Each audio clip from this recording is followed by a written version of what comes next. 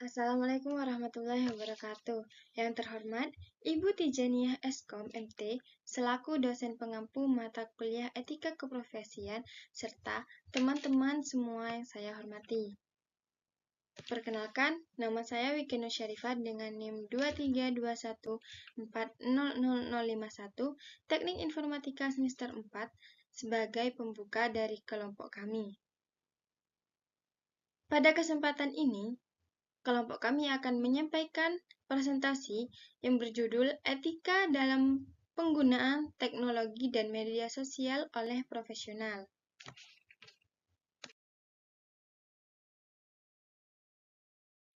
Sebelum masuk ke materi, saya ingin memperkenalkan anggota kelompok kami, yaitu saya sendiri, Wiki Nur Syarifah, dengan NIM 23214000051. Yang kedua, Suci Handayani dengan NIM 22214000211. Yang ketiga, Wuru Atul Komariah dengan NIM 232140018. Dan yang terakhir, Yanti Sri Handayani 23214000203. Setelah menyusun materi ini dengan seksama, kami siap untuk membagikannya melalui presentasi ini. Adapun tujuan dari presentasi ini adalah untuk memahami pentingnya etika dalam penggunaan teknologi dan media sosial, mengetahui prinsip-prinsip etika profesional, mengidentifikasi dampak positif dan negatif dari penggunaan media sosial, serta memberikan panduan praktis dalam bersikap etis secara online. Melalui pembahasan ini, kami berharap kita semua dapat lebih baik dalam menggunakan media digital.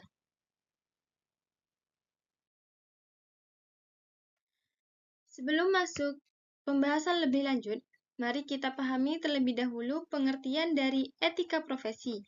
Secara umum, etika profesi adalah prinsip moral yang membedakan antara tindakan yang benar dan salah.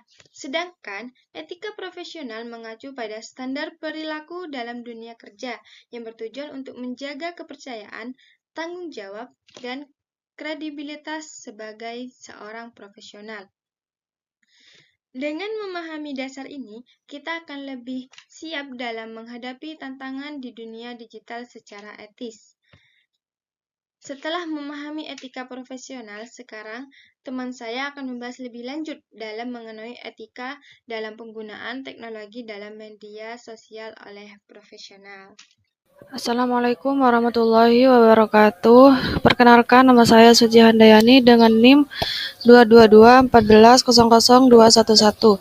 Di sini saya akan menjelaskan tentang dunia teknologi dan media sosial di dunia profesional. Teknologi dan media sosial digunakan untuk yang pertama ada kolaborasi dan komunikasi. Kolaborasi berarti bekerja sama dengan orang lain untuk mencapai tujuan bersama. Dalam konteks teknologi dan media sosial, kolaborasi bisa terjadi lewat berbagai alat, contohnya grup WhatsApp, di mana orang bisa berbagi ide, mengedit dokumen bersama walaupun berada di lokasi yang berbeda. Terus, komunikasi. Dengan teknologi, orang bisa berbicara, berdiskusi, bahkan berdebat dengan siapa saja, di mana saja, dan kapan saja. Terus yang kedua ada personal branding, yang dimana personal branding itu adalah usaha membangun citra diri atau identitas supaya orang lain mengenal kamu seperti yang kamu inginkan. Misalnya, di media sosial kamu menunjukkan diri sebagai seorang desainer kreatif atau ahli IT supaya orang-orang melihat kamu ahli di bidang itu. Terus yang ketiga ada promosi dan networking. Kalau promosi itu berarti memperkenalkan diri atau memasarkan sesuatu, bisa produk, jasa, karya, atau bahkan diri sendiri kepada orang lain supaya mereka tertarik. Dan yang terakhir ada networking. Networking ini bisa promosikan dengan membangun dan menjaga hubungan dengan orang lain yang bisa mendukung karir atau proyek kamu. Lewat media sosial seperti Twitter, kamu bisa berkenalan dengan profesional lain, berbagi ide, bahkan membuka peluang kerja atau kolaborasi baru. Terus, slide selanjutnya.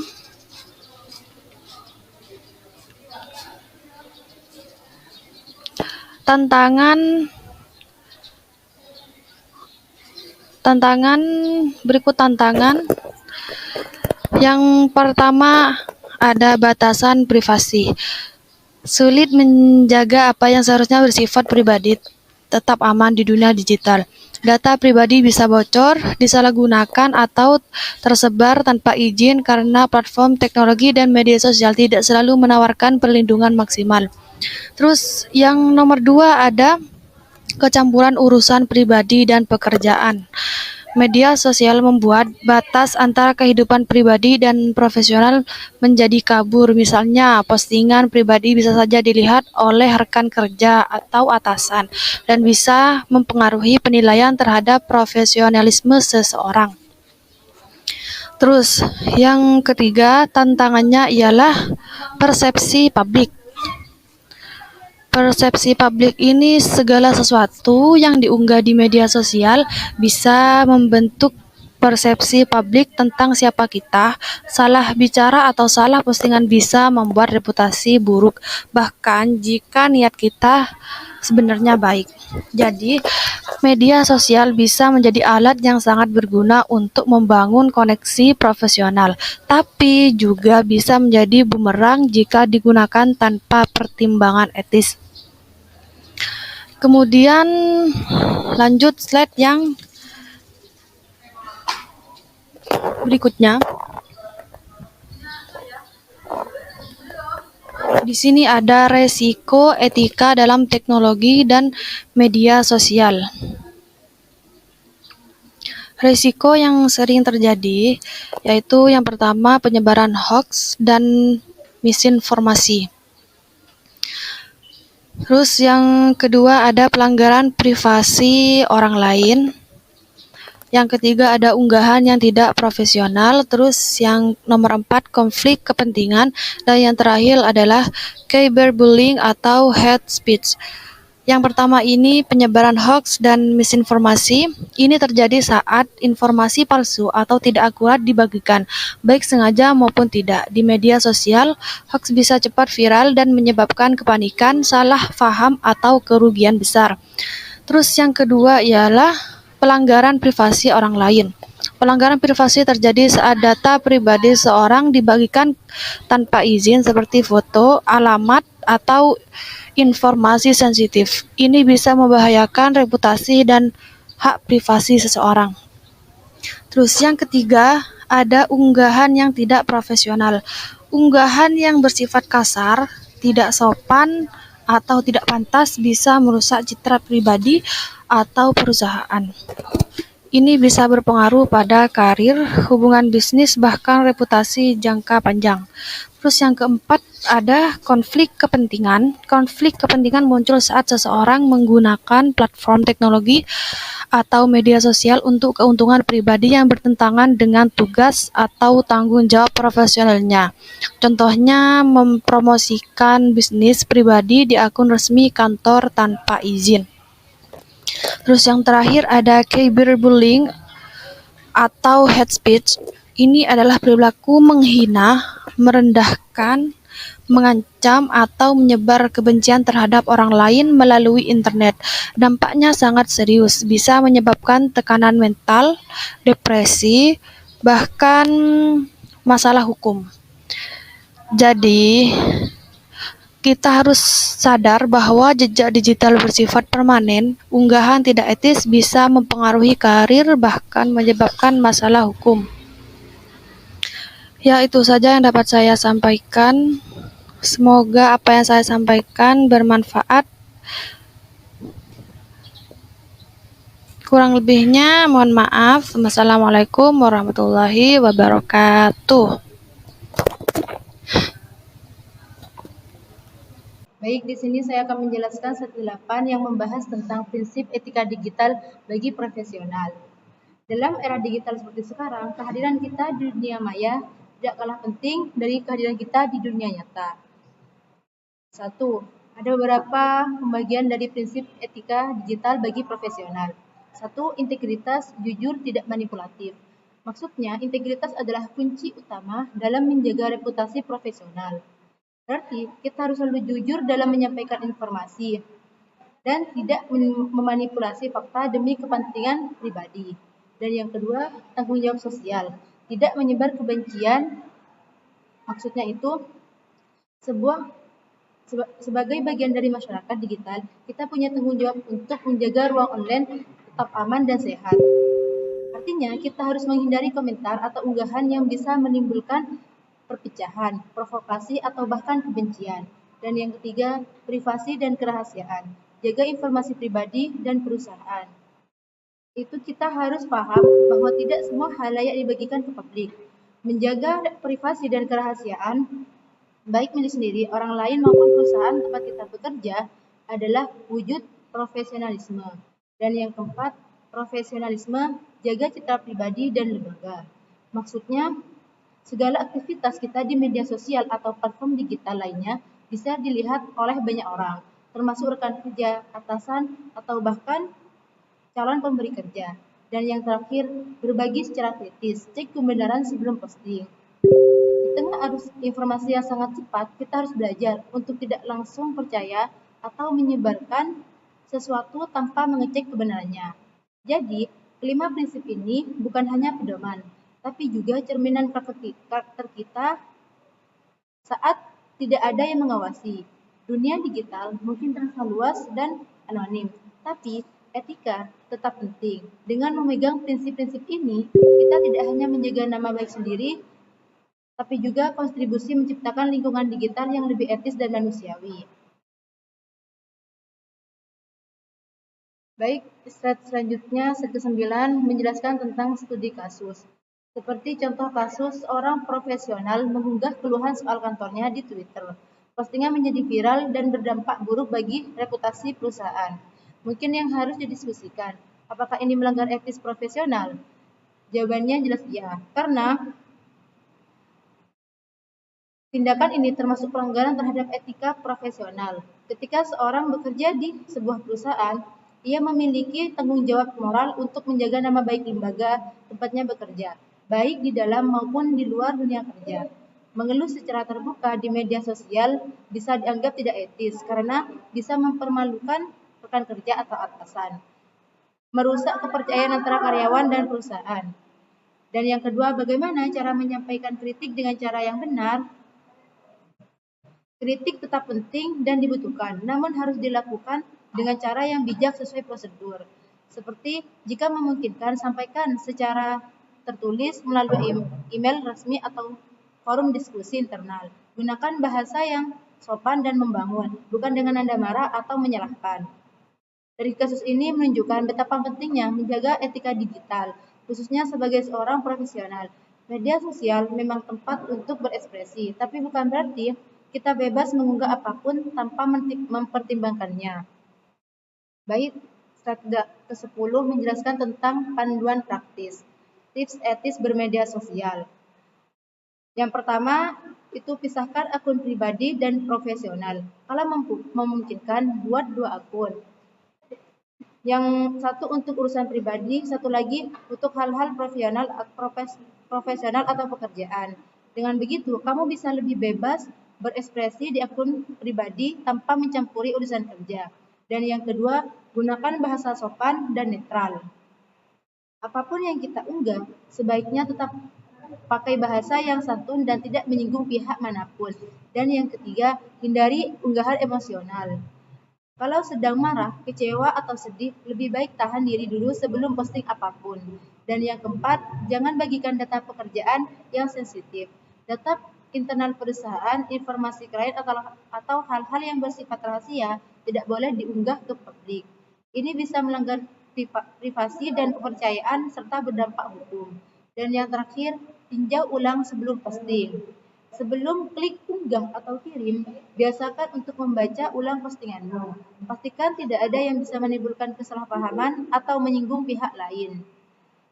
Baik, tips-tips ini kelihatan sederhana, tapi dampaknya besar. Dengan menerapkannya, kita bisa tetap tampil profesional, bijak, dan aman di media sosial. Baik, di sini saya akan menjelaskan slide selanjutnya. Etika dalam dunia yang terus berubah. Dunia digital selalu berubah. Etika harus ikut beradaptasi. Teknologi digital berkembang sangat cepat. Contohnya AI, media sosial, blockchain, dan lain-lain. Artinya, standar etikanya juga tidak bisa kaku. Kita harus mampu beradaptasi dengan situasi baru, seperti pelindungan privasi, keamanan data, dan penggunaan teknologi yang bertanggung jawab. Yang kedua, perbarui pengetahuan dan literasi digital secara berkala. Dunia digital bukan hanya tentang alatnya, tapi juga tentang cara kita menggunakannya dengan bijak. Karena itu penting untuk terus belajar memahami aturan baru, ancaman siber terbaru, regulasi, hingga norma-norma etika baru. Literasi digital membantu kita tahu apa yang benar, salah, dan dalam konteks kekinian. Yang ketiga, jadikan etika sebagai budaya organisasi. Etika tidak cukup hanya dipahami dan dimengerti secara individu, tapi harus jadi budaya bersama di organisasi atau sebuah perusahaan. Ini berarti semua orang dari level terbawah sampai teratas menerapkan etika dalam keputusan dan perilaku mereka. Dengan begitu, reputasi suatu organisasi terjaga, kepercayaan meningkat, dan risiko pelanggaran hukum bisa dikurangi. Berikut slide selanjutnya. Filter etis sebelum kamu berbagi postingan, seperti foto, video, dan konten-konten. Sebelum kamu menekan tombol post, share, atau send, coba tanyakan hal ini pada dirimu. Slide ini mengatakan bahwa kita sebelum membagikan sesuatu ke dunia digital, misalnya postingan di YouTube, di IG, di TikTok, atau di WhatsApp, dan lain-lain, kita harus melakukan penyaringan etis dulu. Kita harus berpikir 2 kali, mempertimbangkan baik buruknya, bukan asal post, share, dan send.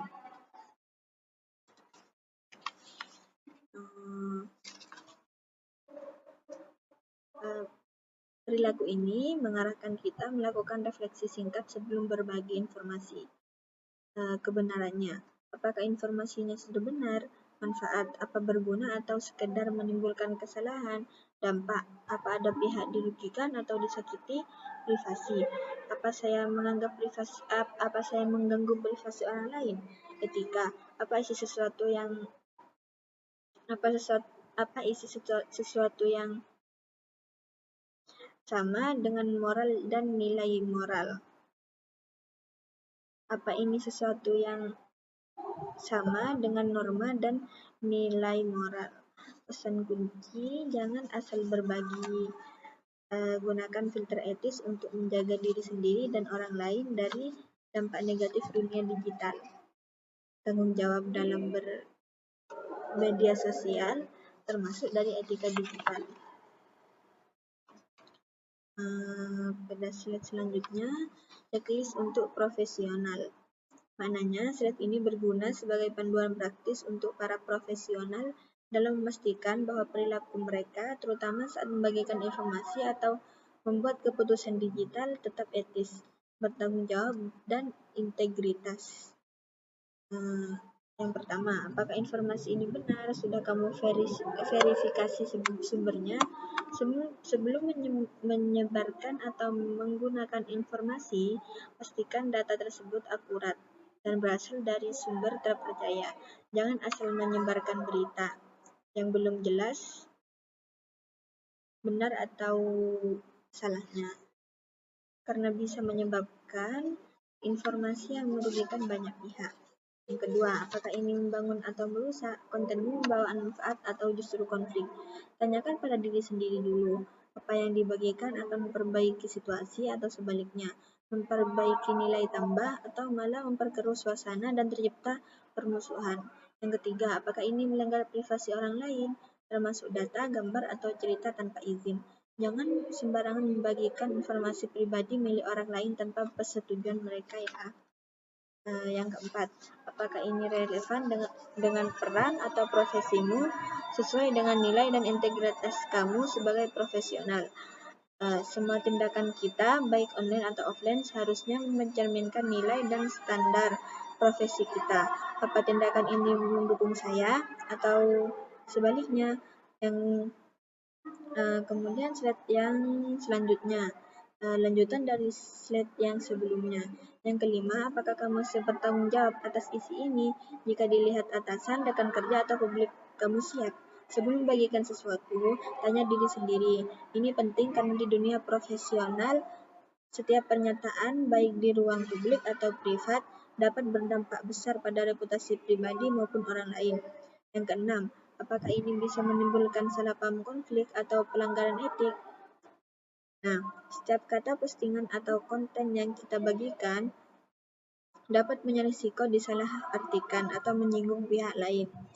Maka sebelum bagikan, cek dulu ini untuk memastikan bahwa pesan kita tidak menimbulkan kesalahpahaman yang bisa merusak hubungan profesional atau melanggar prinsip-prinsip etika. Etika digital bukan soal membatasi, tapi tentang memilih jejak yang ingin kamu tinggalkan. Sebagai penutup dari presentasi kami, dapat kami simpulkan bahwa etika adalah penjaga reputasi digital. Teknologi seharusnya digunakan untuk membangun, bukan untuk merusak. Dan dalam dunia profesional, penting untuk selalu bersikap bijaksana dan bertanggung jawab.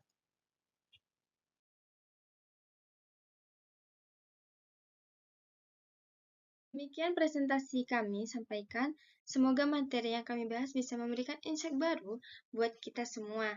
Kami juga mohon maaf jika ada kekurangan atau hal-hal yang kurang jelas selama presentasi ini. Terima kasih banyak atas perhatiannya dan waktunya. Jangan ragu untuk terus belajar dan menjaga etika di dunia digital, karena itu sangat penting untuk kesuksesan kita di masa depan. Wassalamualaikum warahmatullahi wabarakatuh.